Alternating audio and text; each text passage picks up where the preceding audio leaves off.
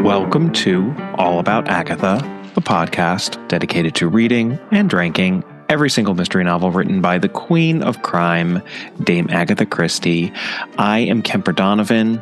It is Veterans Day 2025, and welcome to part one of a very special 2-episode series all about the veterans of Agatha Christie.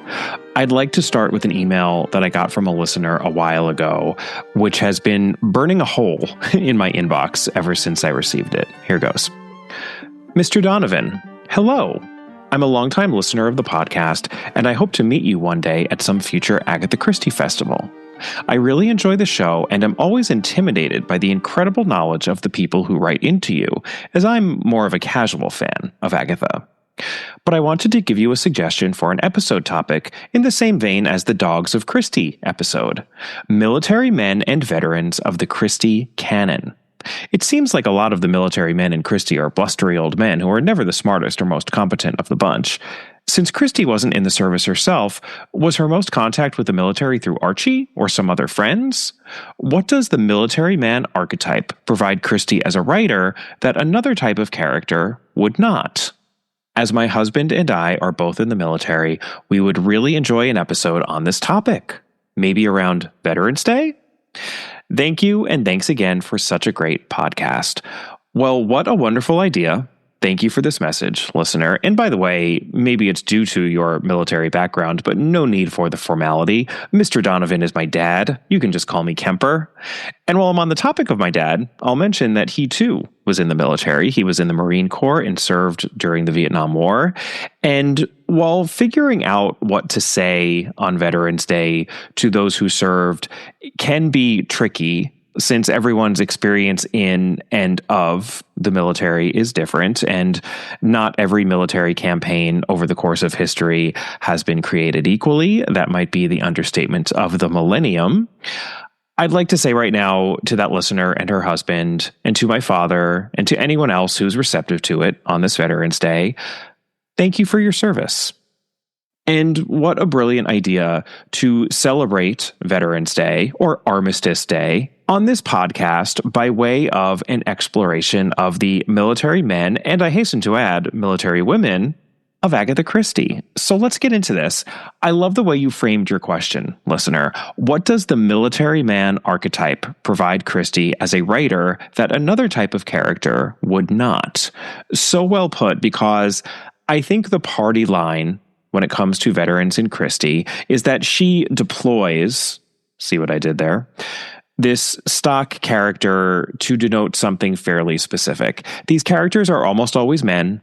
They're often retired. They tend to be older, single, culturally, and most likely politically conservative authority figures who like to tell stories about their military service to people who, shall we say, are not quite as interested as they are in their military exploits. And putting aside the validity of this party line for a moment, I do think it's interesting that so many of these veterans in Christie are single. Not all of them, by any means. Major Summerhays in Mrs. McGinty's Dead is a great example of a happily married veteran, for instance.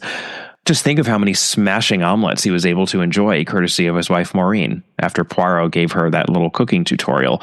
Probably well worth whatever sacrifices he may have had to make on the battlefield.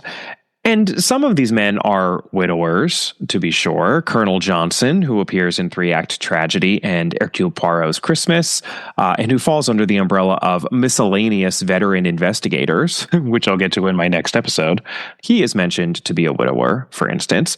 But more often than not, when these older male veterans appear in Christie, they don't have a spouse, which is curious, given the supposed phenomenon of the quote-unquote surplus women in the period following the First World War, who had to settle for being unattached due to all the men who had died or been grievously injured during that conflict. And this is generally believed to be a British-specific phenomenon. I actually had a really interesting conversation with a professor of British social and cultural history at the Golden Age Mysteries Conference that I attended this past September, because that is precisely the kind of person you get to talk to when you attend that conference. It's so much fun. Her name is Jessica Meyer, and she gave a brilliant keynote address on Golden Age detective fiction as war fiction. And afterward, I was chatting with her, and she mentioned that the extent to which there was a lost generation of men in England in the years following the First World War, leading to the quote-unquote surplus women phenomenon, is actually a bit overblown.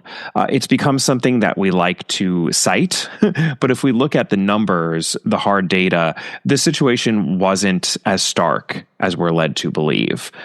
And I was thinking about that when I was pondering the prototypical Christie veteran, because isn't a military veteran, and in particular a military veteran of the First World War, precisely the sort of person who would tend to be married if there were so few of them to go around?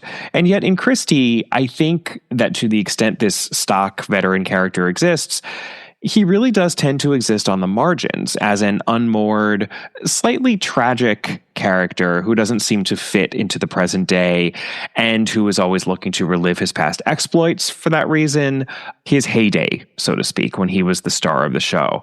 And so they're doomed to tell these same stories over and over again to anyone who will listen, which more often than not is no one, or on occasion, one polite enough, like Miss Marple, to at least half listen to their ramblings.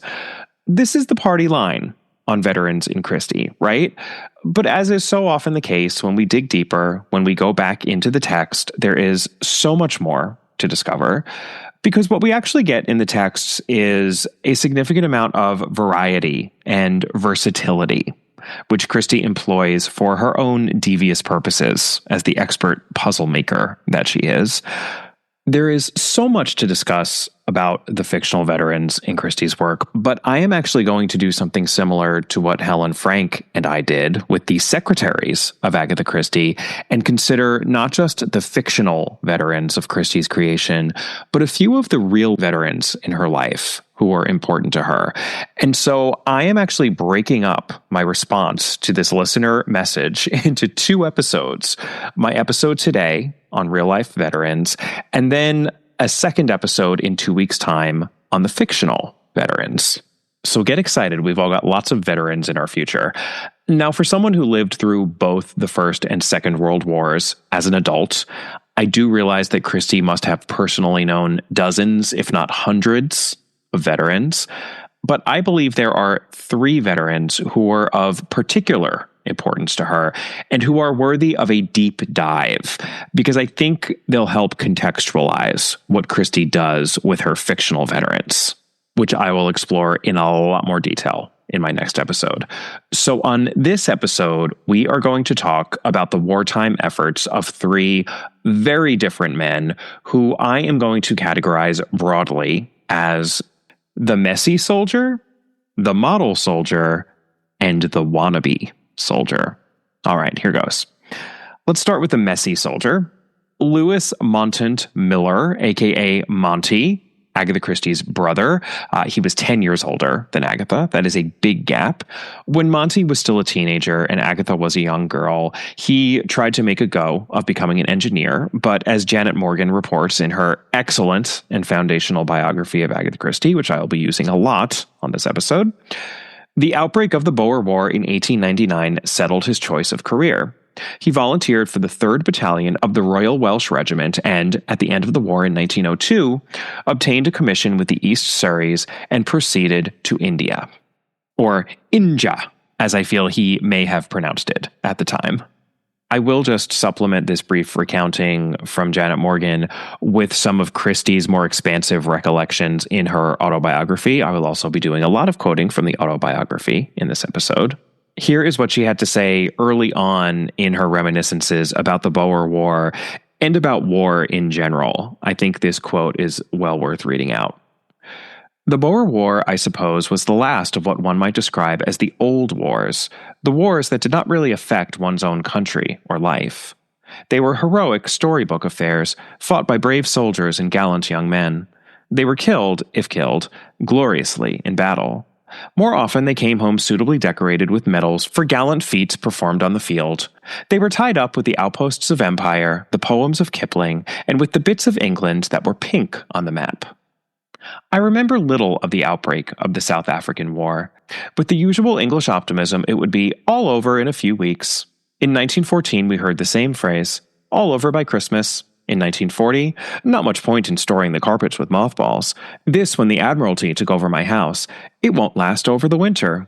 And we'll get to the Admiralty taking over her house, which happened in the Second World War, but I think we can get a sense there of Christie's familiarity with wars and wartime and those who fought in those wars. And her first real experience of that was with Monty. So, following the Boer War, Monty was in India, and as Agatha Christie herself puts it in her autobiography, he appeared to be doing well and to have settled down in his army life. Alas, Monty did not stick with army service in India, however. And the next time Christie speaks of him at length, she talks about how he had entered into a scheme to run cargo boats on Lake Victoria in Africa, a scheme for which he applied to his sister Madge for money. Madge gave him the money, which he then proceeded to squander on ridiculous purchases, including gifts for Madge, who he said had forgotten how to enjoy herself after living so many years with her supposedly penny-pinching husband, James Watts. Apparently, James and Monty loathed each other. I mention all this just as a reminder of the type of person Monty was. In a word, incorrigible.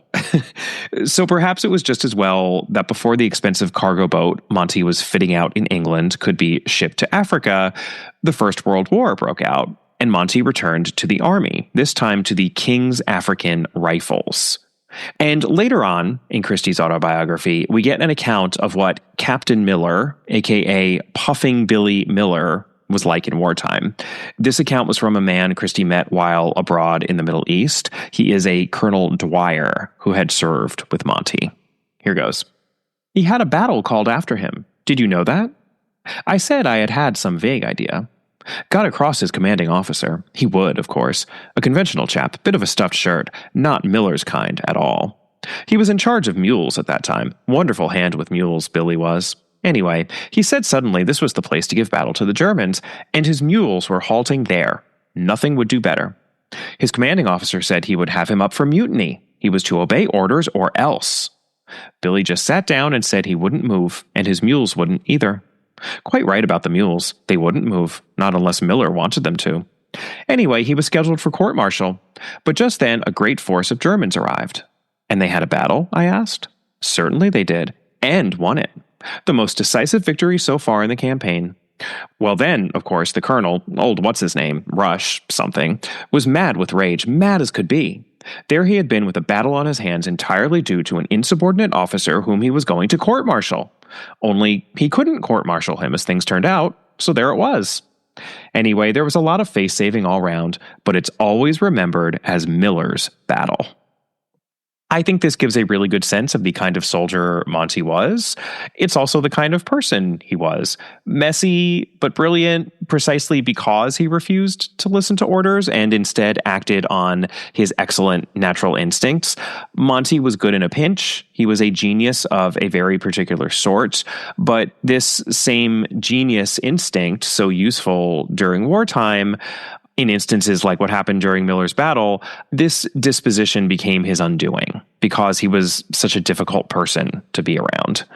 So Monty was wounded in the arm during the First World War while he was serving with the King's African Rifles. Colonel Dwyer actually told Christie about how Monty refused to go to the hospital for this wound, escaping out the other side of the ambulance every time they put him in one. So it's not much of a surprise that the wound became badly infected, and it was only when he was seriously ill that he went back home to Ashfield, where he wreaked havoc during his convalescence. He brought an African servant back with him, a black man who Christie chronicles as causing quite a stir among the housemaids at Ashfield. She claims that the only way her mother could convince these maids to continue living in the house with this new servant was by holding out the possibility that they could, and I'm quoting now from the autobiography, convert the African from Mohammedanism to Christianity. And then this is where we get that charming little anecdote about Monty taking pot shots at people out the window as they were coming up the drive of the house, simply because he was bored. Quoting again from the autobiography, in which Christie quotes Monty from memory. Some silly old spinster going down the drive with her behind wobbling. Couldn't resist it. I sent a shot or two right and left of her. My word, how she ran. Christie puts these precise words, or nearly so, in the mouth of Richard Warwick, the rather unpleasant victim in her original play, The Unexpected Guest. In fact, they're so nearly identical that Christie scholar Julius Green theorizes that Christie may have been writing the play and this passage in the autobiography at the same time. Apparently, Monty even took shots at his sister Madge on the drive. Yes, the one who had already given him tons of money and who was at wit's end trying to care for him. So he terrified his poor sister. By the way, you find out who the victim is at the very beginning of The Unexpected Guest, so that does not count as a spoiler, just in case you were worried. It's also notable that Christie alludes to all the drugs that Monty was given while he was recovering from this war wound. Here's how she puts it in the autobiography. Having considered him almost certainly a dying man, they had kept him under drugs to such an extent that he would find it difficult to break the habit now. I think what she's saying here is pretty clear, though she's being polite about it. He was addicted to drugs. And in an earlier passage in the autobiography, she talks about how he drank so much whiskey while staying with Madge that Madge felt the need to go out and secretly buy him his own stash and put it in his bedroom, presumably so that her disapproving husband, who hated Monty, wouldn't realize how much alcohol his brother-in-law was consuming. So Monty was a man with addiction issues. He would go on to be a thorn in the side of both his sisters until his rather premature death in 1929, just shy of 50. And while much has been made on this podcast and elsewhere about how Monty was Christie's model of the young scapegrace, the ne'er-do-well who is good when times get tough, but otherwise a burden, I think we can also see the faint outlines of those blustery old military men in the Captain Miller who returned from the First World War with his African servant, shooting his gun down the drive, and then telling the policemen who were called in, probably by irate neighbors, about all the hunting that he did with this gun in Kenya, or Kenya, as he surely would have said, and how he wasn't actually shooting at a woman in the drive. It was just a rabbit that he had seen. This is the kind of attitude and behavior that Christie would give to those unmoored, older veterans in her stories. So it's interesting to me that in Monty, I think we can see the origins of both these stock military types in Christie's fiction. The one who's shown during wartime due to native courage and instincts, but who falls apart when the war ends. This type tends to be younger, even, dare I say, a little sexier. We'll get to them in the next episode, but David Hunter in Taken at the Flood and Philip Lombard in And Then There Were None come to mind. And then we have the older, more stodgy military man who surrounds himself with the trappings of his former glory, the guns and swords and bric-a-brac from Africa or India, perhaps even a servant who comes from wherever this man served, usually somewhere in Africa or southern/southeastern Asia, and who lives out his final days remembering his former military glory. So again, I want to be clear that I think there is a lot more to Christie's depictions of veterans than these two types. But in that these types are our starting point, I think it's worth noting that we can see Monty in both of them. As we transition now from the messy soldier in Christie's life to the model soldier, I want to return to that stock character type of the military man who shines while in service, but doesn't do so well after the fact, because I think we might focus a little too much on Monty when we're looking for a real-life analog to this character. There is an argument to be made for Archie Christie fitting this mold as well. Archie is our model soldier. And let's remember the setting of young Agatha Miller's introduction to Archie Christie. It was at a neighborhood dance on October 12th, 1912, and here's what Christie says about it in her autobiography. The Cliffords at Chudley were giving a dance to which they were asking members of the garrison from Exeter, and they asked some of their friends if they could bring a likely girl or two along. The garrison at Exeter was a soldier's garrison, of course, so basically there were a bunch of soldiers coming to this dance, and the Cliffords needed to make sure there were enough girls to dance with them. This all feels very Pride and Prejudice to me, where the Bennet sisters are constantly traipsing from Longbourn into Meryton so they can flirt and fawn over the soldiers garrisoned there. At least Kitty and Lydia are doing that. Back to the autobiography. I also got a letter from a friend called Arthur Griffiths, whom I had met when staying with the Matthews at Thorpe Arch Hall in Yorkshire. He was the local vicar's son and a soldier, a gunner. He and I had become great friends. Arthur wrote to say that he was now stationed at Exeter, but that unfortunately he was not one of the officers going to the dance, and that he was very sad about it because he would have liked to dance with me again. However, he said, there's a fellow from our mess going, Christie by name, so look out for him, won't you? He's a good dancer. And Archie Christie was a good dancer. He and Agatha Miller were very much taken with each other. But this means that from the get-go, Agatha's experience of Archie Christie was as a soldier. And I learned from Janet Morgan that this dance where Archie met Agatha is the first non-military entry in a record that Archie made of the most important events of his life. At this point in Archie's young life, he was 23 when he met Agatha. She was just 22. Archie had completed his schooling at the Woolwich Military Academy and been commissioned as second lieutenant in the Royal Field Artillery in July 1909, joining the 138th Battery at Bulford Camp on Salisbury Plain. And then the brigade had moved to Exeter early in 1912. And by the time Archie met Agatha in October 1912, he already knew how to fly, which was not something many people knew how to do back in 1912. The number on his flying certificate from the Royal Aero Club was 245, so he was among a few hundred people who could fly at that point. And he had already applied by then to join the newly formed Royal Flying Corps, or RFC. And that means that by the time war broke out in 1914, Archie was among the first forces to be mobilized as a member of the RFC. And very quickly, he began to distinguish himself. I'm going to quote again now from Janet Morgan's biography. Archie's dash and bravery were soon proved. On October 19th, he was mentioned in the first dispatch from Field Marshal Sir John French to Field Marshal Lord Kitchener, Secretary of State for War, describing the Battle of Mons, the Marne, and particularly the Aisne, and emphasizing the great strain to which the RFC was subjected. In mid-November, Archie was gazetted Flight Commander and Temporary Captain. More important, he was still alive and neither wounded nor shell-shocked. For the lists of dead and missing that were to mark the passage of those years were beginning to appear in English newspapers, and a dreadful procession of the physically and psychologically maimed started to make its way home. And this, of course, was when Agatha herself began working with the VAD as a nurse and later in the dispensary, contributing in her way to the war effort on the home front. So is it any wonder that when Archie came home on leave on December 21st, 1914, that they ended up getting married 3 days later on Christmas Eve? These were tumultuous times, after all, and I love these details from Janet Morgan. They really give a sense of just how harried this all was. Archie and Agatha scrambled about for a license to marry. A fortnight's notice was required for an ordinary 8-pound license, and a special 25-pound license was unobtainable for December 24th. Then a kindly registrar, stretching a point, issued one on the strength of Archie's being a local resident. The vicar agreed to perform the ceremony that afternoon. The organist, who happened to be practicing in the church, to play the wedding march, and Mr. Hemsley, that's Archie's stepfather, and a passerby who turned out to be a friend of Agatha's, to act as witnesses. On the afternoon of Christmas Eve, Agatha and Archie were married.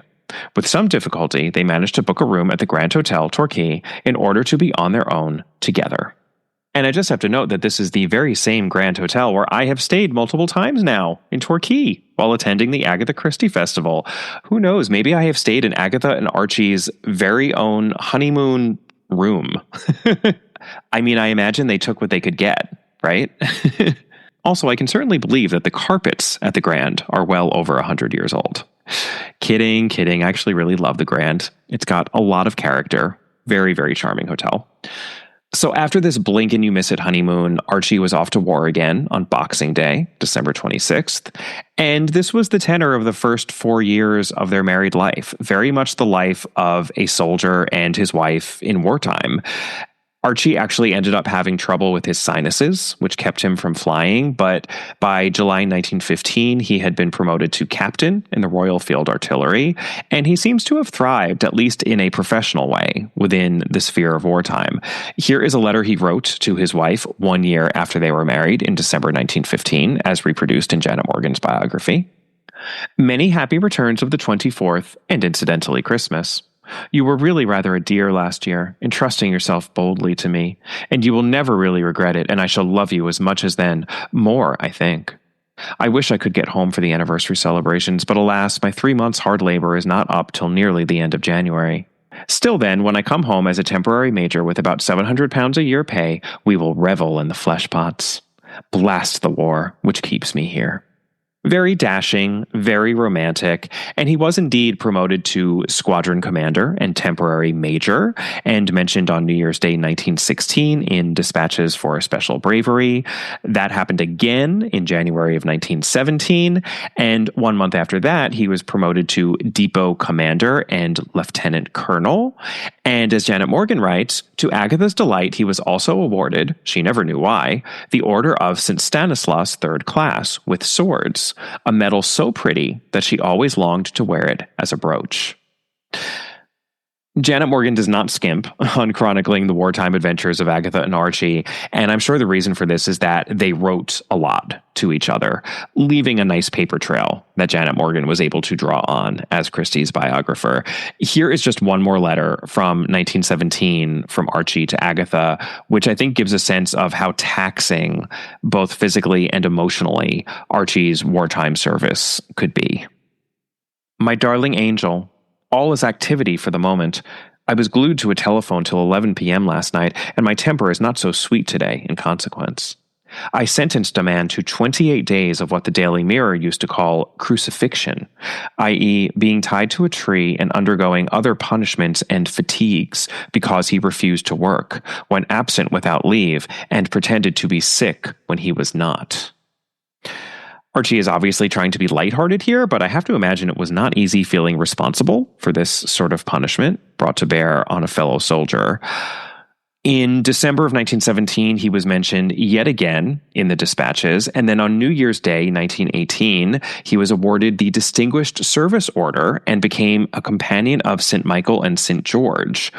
By September of 1918, he was finally posted home as a fully fledged colonel, and he joined the Air Ministry on the home front, not as an active pilot, obviously, at that point. And as we all know, just 2 months later, on the 11th of November, 1918, the war ended, which is why the 11th of November has become Veterans Day. This is a pretty different wartime record compared to Monty's chaotic service, as recounted to Christie by Colonel Dwyer. And yet, from Christie's point of view, I'm not sure that the model soldier fared all that much better in peacetime compared to the messy soldier. The Christies' divorce would be officially granted in 1928, so they had a decade of marriage following the end of the First World War, though I think their marriage was effectively over by the time of Christie's infamous disappearance in late 1926. And there's no denying that Archie Christie struggled after the war, first to find a job, and then later to remain faithful to his wife. He fell in love with another woman, and let's be fair here, Archie Christie and Nancy Neal were married for 30 years until Nancy's death. Archie himself died just a few years after her. They had a son. They seemed to have been very happy together. The model soldier seems to have figured it out. Just not with the young war wife to whom he wrote all those romantic letters. And I can't help feeling that the attractive young soldier who showed such spirit and promise during wartime and then turned out to be such a disappointment after all that service has to be at least somewhat based on Archie. And you know what? Maybe there was also something of the aging military veteran who liked to think back to his wartime exploits when he was the star of the show. Perhaps especially as his wife's writing career began to take off like gangbusters. This is all speculation, and the truth is that Christie was also using her powers of invention when she wrote these characters. But I do think that Archie Christie, the soldier and veteran, had to have had an impact on the characters that Christie created. Also, it's striking to me that over the course of his military service, Archie assumed so many different ranks. Lieutenant, captain, major, commander, colonel, all these titles that we see populating Christie's stories belong to him at some point. And I find that very, very interesting. Don't touch that dial. We'll be back in a moment with the rest of our episode. We just wanted to take a moment to ask you, our dear listeners, for a favor. If you haven't already done so, we would very much appreciate it if you take a moment to, give us a rating or a review wherever you're listening to this podcast. It really helps the podcast out because ratings and reviews make it much easier for other Christie fans such as yourselves to find our podcast. And the more ratings and reviews we get, the more people we can reach. It should take you a matter of seconds, and lucky you, we're going to provide you with those seconds right now, so go to it.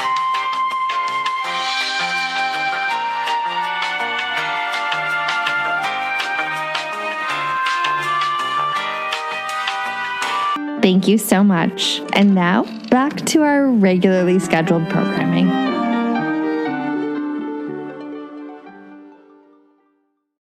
Okay, so now let's talk about the third soldier in Christie's life, the wannabe soldier, also known as Christie's second husband, Sir Max Mallowan. Max was born in 1904, so he was too young to serve in the First World War, but he did serve in the Second World War. And for an accounting of this, I shall turn once again to Janet Morgan. As soon as war was declared, Max had applied to join the services. This proved difficult. Unsoldierly men of 35 were not then being recruited, and the authorities also regarded Max's father's Austrian birth as an obstacle. Nor could he obtain a post in Whitehall, which was at first so disorganized that no use could be found for a qualified Arabist.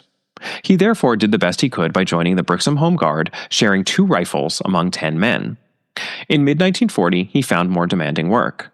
The town of Erzincan in eastern Turkey had been devastated by an earthquake, and British relief was swiftly organized, both for humanitarian reasons and because Britain depended for steelmaking on Turkish supplies of chrome. An Anglo-Turkish relief committee was formed by Professor Garstang, founder of the British School of Archaeology in Ankara, and a friend as well as colleague of Max, who was invited to be the secretary. He set about organizing an appeal and the distribution of relief, duties which preoccupied him until early 1941.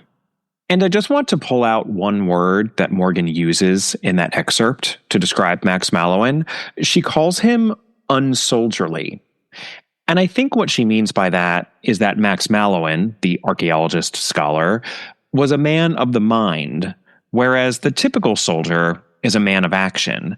And I think this goes to the heart of Christie's depiction of soldiers. These are men who at one time in their life used their physicality to great effect, often while in battle. But when we see them in a Christie story, with one major exception that we will get to in my next episode, they are not engaged in warfare. The battle is over, and now they have to figure out what to do with themselves. Do they give in to the sedentary lifestyle and blather on about their past exploits to anyone who will listen? Do they continue to give vent to the audacious physicality they cultivated as soldiers by way of activities that may not fall within the boundaries of the law now that they're back in peacetime?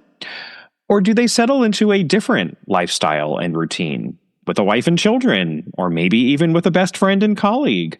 There are a lot of different ways the life of a veteran can go. And contrary to popular opinion, we do get this variety in the fictional veterans of Agatha Christie. I think she was well aware of the many paths these men, and occasional women, could take. And I think the experience of her second husband during the Second World War is instructive here, because Max's wartime experience, and crucially, his post-war experience, was very different from the 2 soldiers that we've already discussed. Let's also note that Max wasn't the only one to get involved in the war effort. Christie herself worked in the pharmacy at University College Hospital in London, which was something of a return for her to her days in the dispensary. Her daughter Rosalind did a number of odd jobs related to the war effort, including working on a farm as a land girl and filling in forms for the Women's Auxiliary Air Force. She would soon marry Hubert Pritchard, a regular soldier in the Royal Welch Fusiliers. Tragically, he was later killed in action during the war. That was in 1944, and it happened at the Battle of Normandy, the massive Allied operation that liberated Western Europe from the Axis powers, starting with D-Day. Greenway, Christie's beloved holiday home, started to get filled up by evacuees from the east coast of England, where air raids were expected, and eventually it would become a garrison for the United States Navy, who made a mark on the place that is still visible to this very day. Here is what Christie has to say about the little memento that these sailors left her. This is, surprise, surprise, from her autobiography. Here goes. I have a war memorial of my own at Greenway. In the library, which was their mess room, an artist has done a fresco round the top of the walls. It depicts all the places where that flotilla went, starting at Key West, Bermuda, Nassau, Morocco, and so on, finally ending with a slightly glorified exaggeration of the woods of Greenway and the White House showing through the trees. Beyond that again is an exquisite nymph, not quite finished, a pin-up girl in the nude, which I have always supposed to represent the hopes of houris at Journey's End, when the war was at last over. The commander wrote and asked me if I would like this fresco painted out and the wall put back as it was. I hurriedly replied it would be an historic memorial, and that I was delighted to have it. Over the mantelpiece were sketched out roughly the heads of Winston Churchill, Stalin, and President Roosevelt. I wish I knew the name of the artist. I love that. So everyone was pitching in, but it seems that after his work with the Anglo-Turkish Relief Committee, Max struggled to find something to do. Turning once again to Janet Morgan. It is, I think, high time he had written in irritation to the Ministry of Information, who had messed about with a possible appointment in Turkey, that bureaucrats took a sane and just view of the services they are willing to extract from a British-born subject. So desperate was Max to do some useful service that to his already impressive list of references from squadron leaders, colonels, and air marshals, he added, wife, British subject, better known as Agatha Christie, has just written an anti-Nazi book. And even, I have been accepted as a member of the Home Guard. This correspondence was copied to Stephen Glanville, and in February, he succeeded in pressing Max's case. Max joined Glanville at the Air Ministry in what became the Directorate of Allied and Foreign Liaison. How fantastic is that? He referenced Agatha Christie, and specifically the fact that she had just written an anti-Nazi book, which is clearly NRM, as another credential for him to be assigned something or other in the war effort. And I wish that I had the date of that letter he wrote to the Ministry of Information. One of my few criticisms of Janet Morgan is that she did not include footnotes in her biography or endnotes. I know this irks many agathologists out there, not just me. So even though everything in Morgan's book is meticulously sourced, it's difficult to track down those sources oneself. When one is reading the biography, you pretty much have to start from scratch. But given that we know Max was applying for another position in early 1941, and that he references Christie as having written this anti-Nazi book, not having published it, I think there's a good chance that NRM wasn't even out on the market yet when he wrote that letter. There was a serialized version of the novel that came out in the UK in the middle of 1941, and then the full-length novel wasn't published in the UK till November. It was actually available in the US, both in serialized and full-length novel form earlier. But that's how desperate he was. My wife wrote a corker of a war novel. Just you wait. It's going to be amazing. Now give me a job, please. So Morgan references Stephen Glanville as the one who helped Max get a job. As many of you know, Stephen Glanville was a longtime archaeological colleague of Max's and a friend of both his and Agatha's. He and Christie would end up living in the same building for several years during the war while Max was abroad. More on that in a moment. That would be Lawn Road Flats, which is more popularly known as the Isokon building, an extremely mod experiment in minimalist urban living. You've probably seen the facade of this building before. It consists of reinforced concrete with an external staircase. It honestly looks a little bit like a parking garage, but a very chic one. There was a fabulous talk done at this past year's Agatha Christie Festival about this building and Christie's experience in it.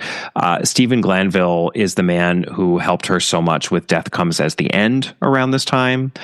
That, of course, is her historical murder mystery set in ancient Egypt, which I did promise to revisit in 2025, since so many of you think Catherine and I were unduly harsh when we covered it as a part of our ranking project.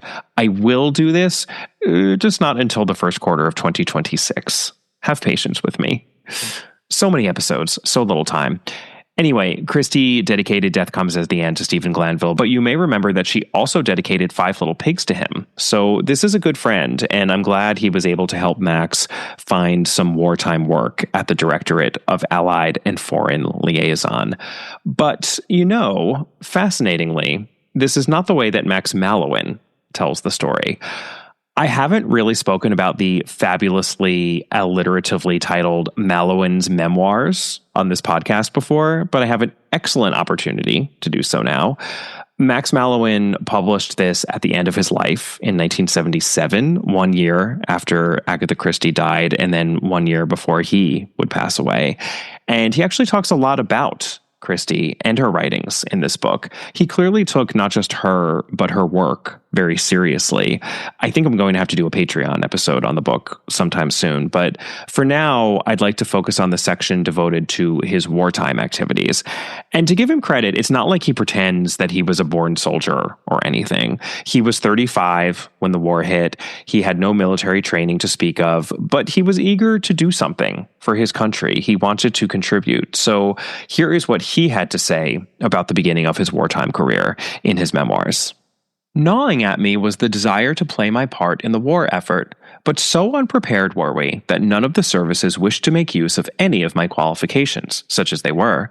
Least of all did they require any Oriental expertise. In 1940, I obtained some comic satisfaction by serving in the Brixham branch of the Home Guard.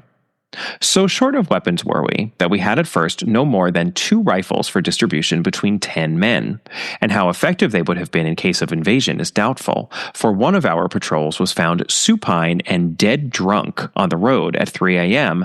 outside our guard hut at Windy Corner. When the Red Invasion alarm was in force and one of our yokel farmers was ordered to take up a point of vantage, he exclaimed, "No fear, my dear, I've got to go and milk a..." Clearly, Max had a sense of humor about all this. So he goes on to talk about the Anglo-Turkish Relief Committee, and I think you'll all be relieved to hear that I'm going to skip over that part in his memoir and get to the part where he enters the Air Ministry. You already heard what Janet Morgan had to say. Here is Max's version of how he got into the Air Ministry. And I'll just note that Lord Lloyd was the president of the Relief Committee that he had just been a part of, that Anglo-Turkish Relief Committee. Okay, here goes. At the end of a year, our fund was wound up, and I believe that Lord Lloyd was not unappreciative of my services, for when I last saw him, he offered to help me with anything I might desire. "Just name it," he said, "and I will get it for you." I told him that all I wanted was to get into the RAF. He looked astonished and asked me why. I said that it was the most go-ahead, and therefore the most attractive of the 3 fighting arms, and that because my father was Austrian-born, and therefore an alien, it was proving difficult for me to get in. He made good his promise. All barriers fell before this powerful cabinet minister. Within a week, I was accepted for the intelligence branch of the RAF. Max does go on to credit his friend Stephen Glanville with getting him into the Directorate of Allied and Foreign Liaison specifically, but he certainly gives himself more of an active role in his account. I do think it's really interesting that he wanted to be a part of the RAF, which, just to be clear, stands for Royal Air Force. This is a direct descendant of the Royal Flying Corps, or RFC, which Archie Christie had belonged to. Toward the end of the First World War, the RFC merged with the Royal Naval Air Service to form the Royal Air Force. So that's 2 out of 3 of Agatha's real-life soldiers who belonged to the Air Forces in Britain. I think we can all probably agree that it was for the best that Monty, aka Puffing Billy Miller, never flew planes and kept his vehicular interests squarely on boats. I shudder to imagine Monty piloting an airplane. Moving on. So Max was officially in the Air Ministry, and it seems that as part of the Directorate of Allied and Foreign Liaison, he was coordinating the provision and shipment of equipment from not just the Royal Air Force, but the Army and Navy as well, to certain Allied forces outside of Britain. In particular, the Free French, the Czech, the Polish, and the Greek contingents. So he was in charge of trying to deliver supplies and equipment to these allies. He actually goes on for quite a while in his memoirs about how highly he thought of the Polish pilots in particular. Here's a quick quote. These were dedicated men. I believe that after the war, between 500,000 and 1 million of them were given British nationality for their services to the crown. Never has there been a better leaven in the bread of this country. Whenever I meet a Pole, my heart goes out towards him. I also just have to pull out an account that Max gives from around this time when he was still in London, still living with Agatha in the Isokon building, of what it was like to walk to work in a London besieged by the Blitz. So here goes. My first year at the Air Ministry, 1942, was eventful, exciting, and often amusing. Agatha and I lived at Lawn Road Flats in Hampstead at the time, and I often had to get home as best I could through the early bombing of London. I remember walking down the Strand during a severe air raid when bombs were raining down and many buildings were on fire. It was astonishing to see a complacent policeman sheltering in the porch of a shop between two plate glass windows. No one was taking the raid seriously yet, and the following morning as I returned to work, the road was littered with debris, including large quantities of paper from a wrecked bank, but I noticed that they were mostly concerned with income tax returns, never a sign of a banknote. There was some astonishment when I reached my office, for a pessimistic colleague had reported that I had walked straight into a rain of bombs and must have been killed. This was not my first experience of being reported dead and turning up alive. Crazy times for all.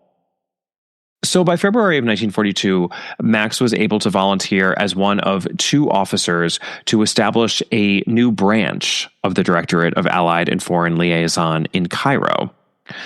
As Janet Morgan puts it, he was promoted to squadron leader and set off. So from this point till the end of the war, Agatha and Max were separated.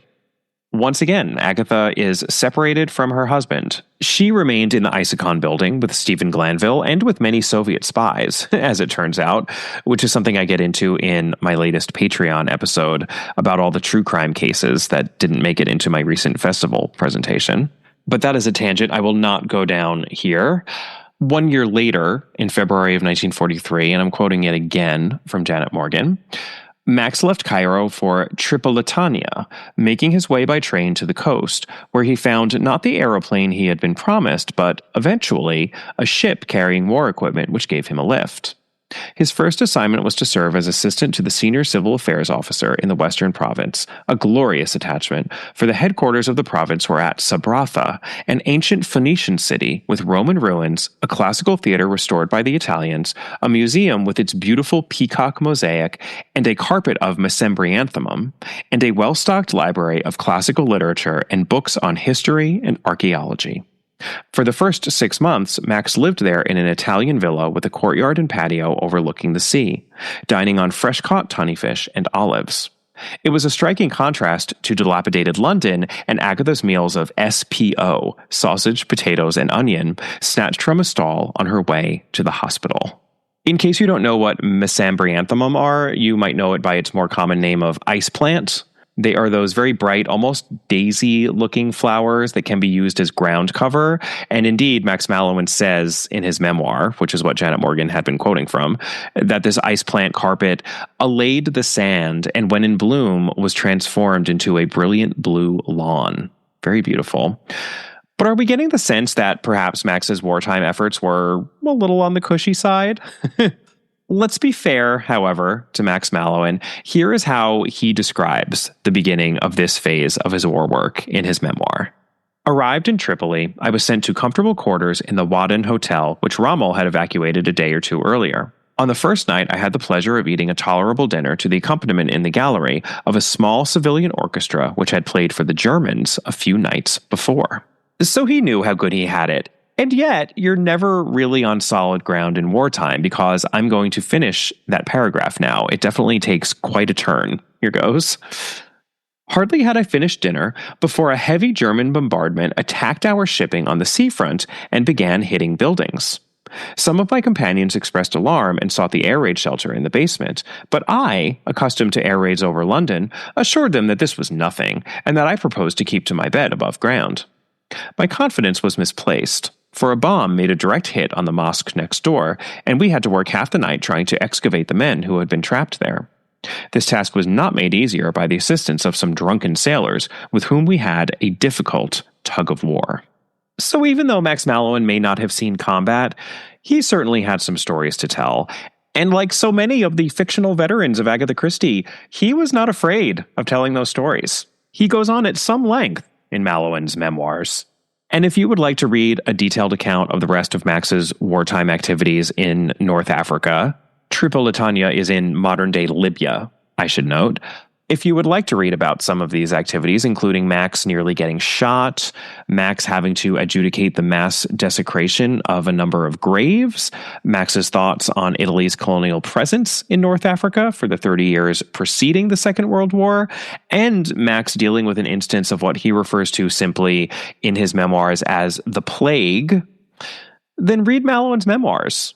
That's my tease for his book. I'm trying to turn it into as big of a bestseller as one of Agatha's. I think I've got a ways to go, but maybe we'll get there. I'm going to turn to Janet Morgan once more for her concise summary of Max's activities through to the end of the war, because I think we've spent enough time on the wannabe soldier at this point. After a blissful 6 months at Sabratha, much of which he spent overseeing the allocation of grain rations in the western province, he had moved to a lonely oasis, Hun, in the eastern province. His next posting was to the coastal town of Misurata. As magistrate, he told Agatha, I also try cases in the courts regularly, and this type of work is more satisfactory because you are given a definite problem and have to come to a definite solution in accordance with certain well-defined principles. Max was suited to these duties and pressed Glanville to find him something of the sort for the future, especially if no archaeological posts appeared. But his plans were half-hearted at best. In October, when he had moved to Tripoli as advisor on Arab affairs, he spent a day in an airy library and remembered that he had a scholar's training and temperament. His elevation to Deputy Chief Secretary for Arab Affairs with the rank of Wing Commander only confirmed his awareness that he was not an administrator at heart, for he found the higher echelons less agreeable than administering the provinces in a humbler capacity, in touch with the nomads, small landowners, peasants, and the unsophisticated characters of the countryside. This was a man who did not take to war work, as well as Archie Christie or even Monty Miller did. And though it may mean he wasn't as successful a soldier as these other two, what it also means is that Max's time to shine was in the transition back to the regular world, because in a way, he never really left it. And even though I'm not going to read out any of their correspondence, you're probably sick of me quoting texts at this point in this quote-heavy episode, I think it's interesting to contrast the wartime letters of Archie and Agatha with those of Max and Agatha, because Archie's were all dash and romance, right? He sounded like a stereotypical romantic hero writing quick missives to his angel, his love, before he ran back into battle. But Max and Agatha were both much older than Archie and Agatha had been in the First World War. Even Max, who was 15 years younger than Agatha, he was significantly older than those newlyweds had been in 1914. He was 35 when the Second World War started. And the letters between Max and Agatha, a few of which Janet Morgan reproduces, are grounded and warm and companionable. And even though they may not be as atmospheric as Archie and Agatha's, they're full of substance. For much of the autumn and winter of 1942, for instance, they wrote back and forth about Shakespeare, Agatha deep diving into the characters of Desdemona, Iago, and Emilia in Othello, and then doing some nuanced theorizing about Shakespeare the man's understanding of Ophelia the woman in Hamlet. They're interacting on a level playing field, which wasn't the case with Archie.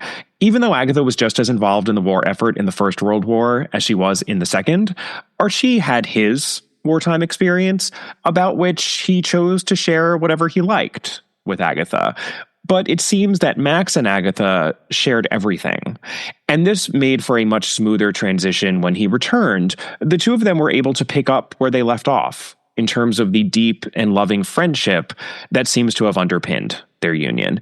And this ability to connect on the part of Max Mallowan as a returning soldier is something I want to make sure we appreciate, because it's a quality that has been sorely underappreciated in the fictional veterans of Agatha Christie, but it is absolutely there in a number of them.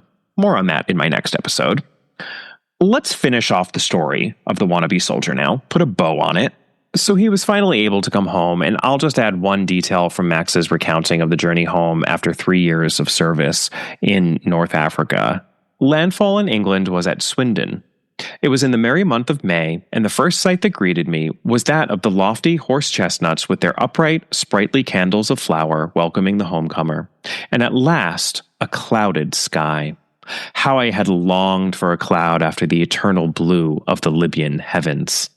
What an Englishman, through and through. He was desperate for some clouds. So that was May 1945, at which point he showed up unexpectedly one evening at the Isacon building, where Agatha had just returned from a visit to Rosalind in Wales. But I will let Agatha tell this story herself, switching now from Max's memoir to Agatha's autobiography, because it's one among many of the delightful recountings in the autobiography. Here goes. I went down for a weekend to Rosalind in Wales and came back by a late train on the Sunday night. It was one of those trains one had so often to endure in wartime, freezing cold, and of course when one got to Paddington there was no means of getting anywhere. I took some complicated train which finally landed me at a station in Hampstead not too far away from Lawn Road Flats, and from there I walked home carrying some kippers and my suitcase. I got in, weary and cold, and started by turning on the gas, throwing off my coat and putting my suitcase down. I put the kippers in the frying pan. Then I heard the most peculiar clanking noise outside and wondered what it could be. I went out on the balcony and I looked down the stairs. Up them came a figure burdened with everything imaginable, rather like the caricatures of Old Bill in the First War. Clanking things hung all over him. Perhaps the White Knight would have been a good description of him. It seemed impossible that anyone could be hung over with so much. But there was no doubt who it was. It was my husband. 2 minutes later, I knew that all my fears that things might be different, that he would have changed, were baseless. This was Max. He might have left yesterday. He was back again. We were back again. A terrible smell of frying kippers came to our noses, and we rushed into the flat. "What on earth are you eating?" asked Max. "Kippers," I said. "You had better have one." Then we looked at each other. "Max," I said, "you are 2 stone heavier." "Just about. And you haven't lost any weight yourself," he added. "It's because of all the potatoes," I said. "When you haven't meat and things like that, you eat too many potatoes and too much bread." So there we were. 4 stone between us more than when he left. It seemed all wrong. It ought to have been the other way round. Living in the Fezzen Desert ought to be very slimming, I said. Max said that deserts were not at all slimming, because one had nothing else to do but sit and eat oily meals and drink beer. What a wonderful evening it was. We ate burnt kippers, and were happy. The Fezzen Desert is where he was when he was stationed in Hun, or Hun, depending on how it's spelled. But what a lovely scene this is, and I mentioned this on my last Patreon episode, actually, but we have an echo of this moment in the ending of The Mousetrap. This is something that Dr. John Curran actually pointed out to me at the Agatha Christie Festival when we were both attending that lecture on the Isacon building, because of course they told this story during that lecture. But we have something very similar happen at the end of that play, and I won't be more specific than that since I am committed to not spoiling The Mousetrap, and it would be too dangerous to describe the ending too minutely. But if you know, you know. And there you have it. How poignant to imagine Agatha Christie at 54 years of age with all the life experience behind her of what her brother and her first husband had been like upon returning from their military service, hoping that nothing fundamental had changed between her and her second husband, and immediately getting the reassurance she craved that all was well. I'm really looking forward to exploring all the different paths that the lives of veterans take in the fictional worlds that she created, especially within the context of these real-life experiences. But that is a subject for another day, 2 weeks hence. So for now, I will end this episode as I began it and say, Happy Veterans Day to all those who are celebrating. I hope you enjoyed my first of 2 episodes all about the veterans of Agatha Christie. As I mentioned, my next episode will be all about the fictional veterans, and there are a lot of them. In the meantime, you can check out the podcast's Patreon page, Instagram account at All About Agatha, and my author website, kemperdonovan.com. Links to all those in the show notes. I've also got links to the third book in my Ghostwriter Mysteries series, Sweet Spot. Please do pre-order it if you can. Pre-orders help me out so very much. That's why I keep on mentioning it. And I always love a rating and or a review. Can't get enough of those. And I'll see you next time. Bye.